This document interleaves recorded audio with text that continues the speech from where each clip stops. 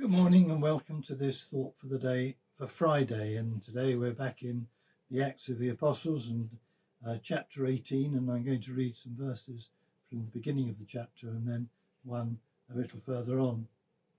Verse 1.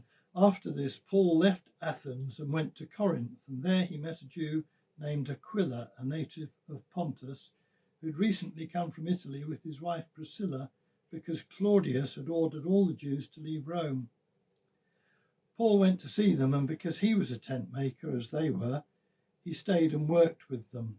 Every Sabbath he reasoned in the synagogue, trying to persuade Jews and Greeks.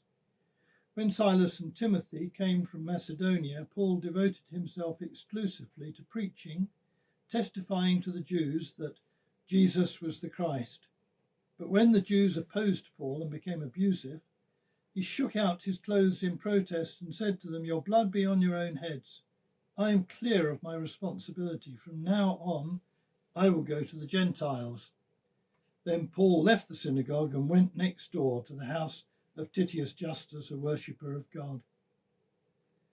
And then verse 18, Paul stayed on in Corinth for some time, and then he left the brothers and sailed for Syria, accompanied by Priscilla and Aquila.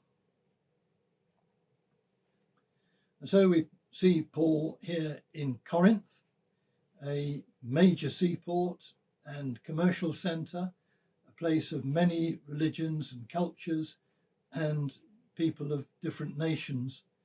And there he went first of all to the synagogue to preach to the Jews, as was his custom. But when, as so often happened, they turned on him and refused his message, then he fulfilled his calling to be an apostle to the Gentiles, and he went next door to the house of a God-fearing person and started preaching the gospel there to the Gentiles. And we read that he stayed in Corinth for quite a number of months.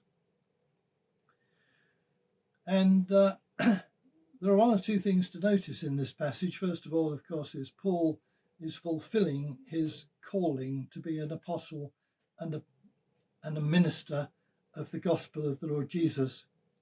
But then secondly, we see that while he was in Corinth, he wasn't idle, but he, as well as preaching the gospel, was self-supporting by the work of his hands, linking up with this couple, Priscilla and Aquila, who were also, like him, tent makers or leather workers, and earning his living with them by fulfilling that ministry.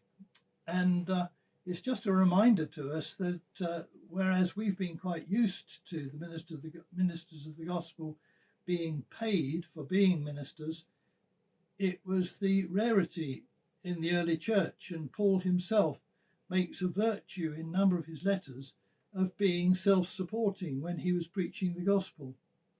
And in these days when COVID is causing such huge financial pressure on the church, it seems that that's probably a pattern that we're going to see more and more of self-supporting ministers, God bless them, who, as well as holding down a day job, are working for the gospel and leading a church.